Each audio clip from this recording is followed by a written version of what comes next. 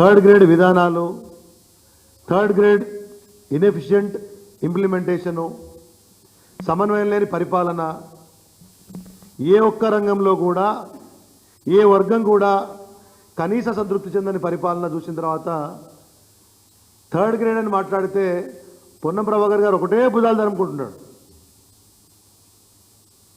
100% third grade పరిపాలన కదా మీరు చేస్తున్నది. రాష్ట్రంలో ఉన్నటువంటి రైతుల దగ్గరికి పోండి, వాళ్ళు యూరియా కోసం వాళ్ళు పడుతున్న కష్టాలు, ఒకవైపు వర్షాలు పడుతుంటే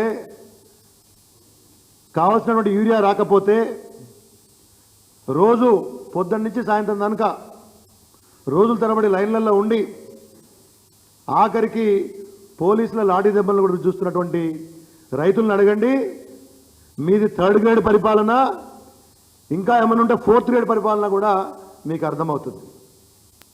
అంత ఉలికెందుకు నాకు అర్థం కాలేదు. కేటీఆర్ గారు ఏమన్నారు? కేటీఆర్ గారిది డర్టీ మైండ్ అని మాట్లాడుతూ ఉన్నాడు పొన్నం ప్రభాకర్ గారు.